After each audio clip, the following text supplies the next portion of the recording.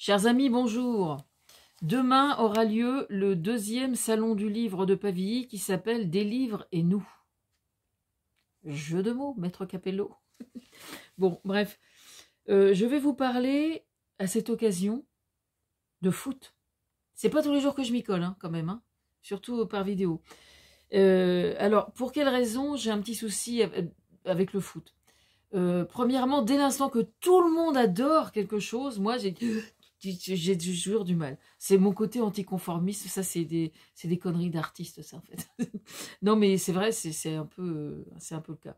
Bon, mais la principale raison en fait, c'est que dans une vie antérieure, j'étais mariée à quelqu'un qui est tellement branché foot que c'est un peu comme Obélix qui était tombé dans la potion magique, c'est un petit peu la même chose. Mais bon, ceci dit, je n'ai rien contre, j'ai rien contre. Mais si vous voulez, là par exemple, au niveau du boycott au sujet de la Coupe du Monde de foot au Qatar, si j'ai envie de boycotter, ça va pas me coûter beaucoup. En fait, c'est un peu ça en fait. Alors, je me suis fait des questions qu'on pourrait me poser, et puis je vais y répondre. Alors, bah oui, comme ça, je suis sûre de ne pas être surprise. Mais puisqu'on me les pose pas, il faut bien que je fasse que... Voilà. Alors, pourquoi parler de foot? Alors, dès l'instant que qu'une activité rencontre énormément, est un phénomène de société aussi important, que ce soit le foot ou que ce soit quoi que ce soit, j'y fourre mon nez, quoi. Non, mais c'est vrai que sur le plan même sociologique, c'est intéressant à étudier. Alors, il y en a, ouais, mais moi j'aime bien taper dans un ballon, pourquoi je cherche à comprendre? Ben si, justement, c'est ça qui est intéressant. C'est de chercher à comprendre. Pour quelles raisons? Alors, il y a le phénomène d'adulation. Alors, c'est pas normal, évidemment, que des joueurs de foot gagnent autant, mais déjà, c'est un pourcentage extrêmement réduit, quand même, qui gagne énormément d'argent. Il y a quand même énormément de gens qui gagnent très mal leur vie en jouant au foot, voire qui en gagnent pas du tout, et qui sont même dans la merde parce qu'ils ont été footballeurs professionnels et qu'ils ont raté leur reconversion. Alors, je précise que j'ai en chantier en ce moment un livre qui parle d'un truc super bandant, qui parle de souffrance. Oui, j'en rigole parce que c'est tellement, comment dire, c'est tellement prenant psychologiquement de travailler sur de tels sujets, si vous voulez, que quand je m'en écarte un peu pour en parler, je suis obligée d'en rigoler parce qu'autrement je deviendrais folle, quoi. Bref, j'ai une copine qui est sur le coup en train de relire mon truc pour prendre un peu de distance et me dire ce qui va pas, ce qui est bien, ce qui est pas bien, etc. Enfin bref, comme on fait tout ça en tant qu'auteur. Donc, oui, pour moi, le jouer au foot, c'est... j'ai jamais eu de fils encore pour l'instant. Et j'aurais pu avoir des filles qui ont envie de jouer au foot, mais bon, l'aîné s'intéressait au foot plus pour se rapprocher de son père qu'autre chose. Je sais pas si où est-ce qu'elle en est maintenant par rapport à ça d'ailleurs. Mais pour moi, j'ai rien contre en particulier, si ce n'est que ce que je vous dis, c'est une histoire de... Comment dire, d'instinct de survie, de de pas faire comme tout le monde, quoi. Donc de temps en temps, quand même, ça me prend. J'aime bien regarder une fois de temps en temps, mais de façon extrêmement... je suis loin d'être une fana, quoi. Bon. Mais c'est vrai que le fait de jongler avec ses pieds, parce que pour moi, c'est ça le foot, c'est jongler avec ses pieds, et je trouve ça fascinant quand même. Quand je vois, par exemple, une fois, je m'étais baladée rue du Gros Horloge à Rouen, et il y avait... alors ça doit porter un nom, il y avait un footballeur super calé qui jonglait vraiment avec le ballon, qui faisait tout un tas de trucs. Je trouve ça extraordinaire. Extraordinaire. Non, mais c'est vrai, j'adore ça, je trouve ça génial. Voilà. Et bon, maintenant, je vais vous parler. Alors, qu'en pensez-vous du fait que ce soit si populaire? Je viens de répondre à la question.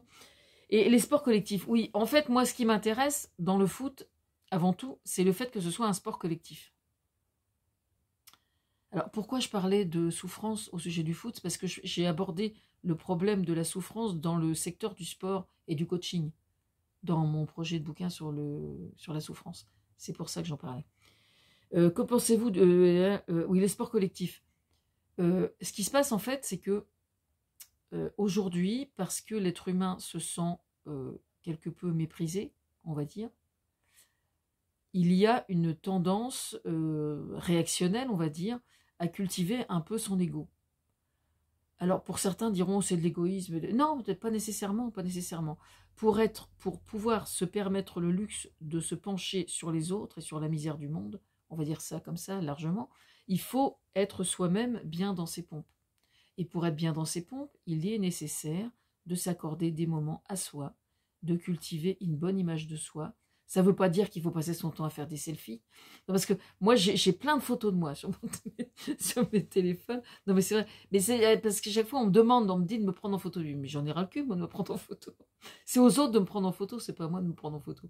Non, mais je veux dire, c'est pas ma tronche qui est présente de l'intérêt, c'est ce que je raconte. Enfin, il me semble. Hein, il me semble. Alors, pourquoi les sports collectifs? Parce que, justement, pour faire face à ce désir d'égocentrisme quelquefois, qui est un peu la tentation de tout le monde,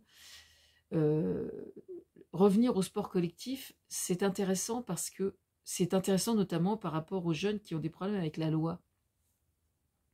Parce que par définition, quand un jeune, un enfant, un ado ou même un adulte fait partie d'une équipe, par définition, il doit apprendre à mettre de côté son ego pour le mettre au service du groupe et poursuivre un objectif commun. Vous voyez ce que je veux dire? Donc ça va très loin, en fait. Ça va très loin. Ça, c'est bon pour tous les sports collectifs. D'accord?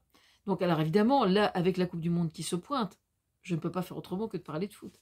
Mais, il y a une autre raison pour laquelle je vous parle de ça, qui consiste en la personne... Ou alors, je vais vous parler du boycott avant.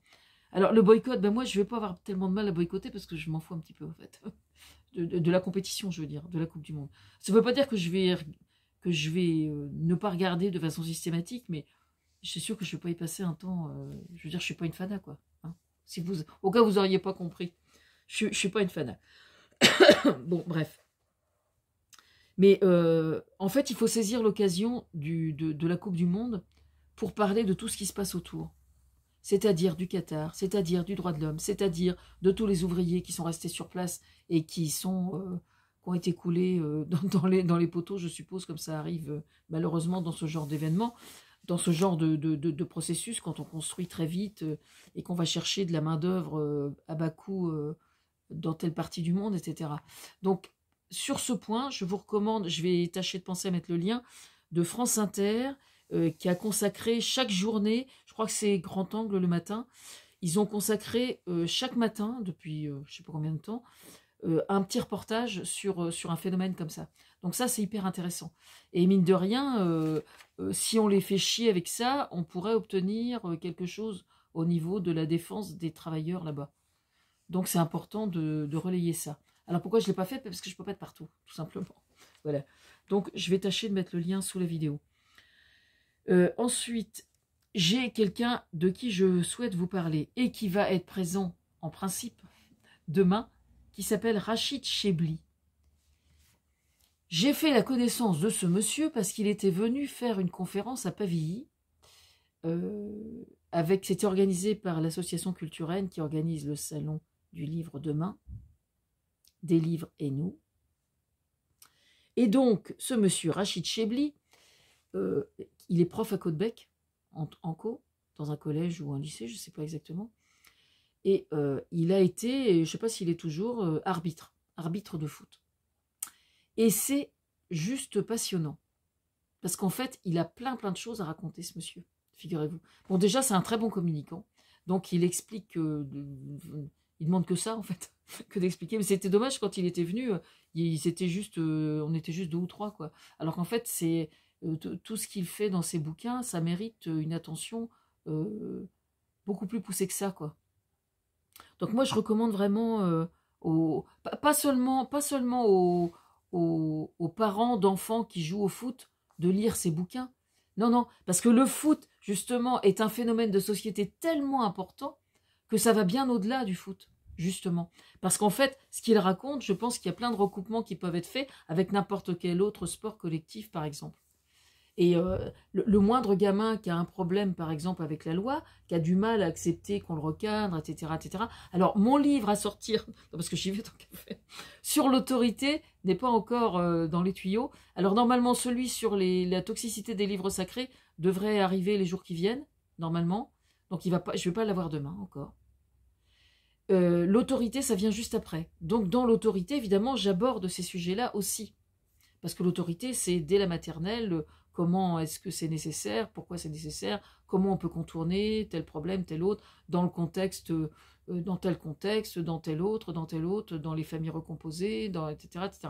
Donc je duplique, dupliquer, oui, je duplique, je duplique donc l'autorité selon les différents contextes. Alors, vous pouvez avoir l'honneur et l'avantage d'acheter la couverture du livre sous forme d'estampe demain. Ça, par contre, je vais l'avoir avec moi demain, mais pas le bouquin encore. Voilà. Il n'est pas disponible encore sur Internet non plus. Toxicité des livres sacrés est disponible en version numérique, par contre, si ça vous intéresse, sachant que la version papier arrive. Alors, donc, Rachid Chebli. Et pour vous dire, moi qui ne suis pas une passionnée de foot, voire qui suis un peu...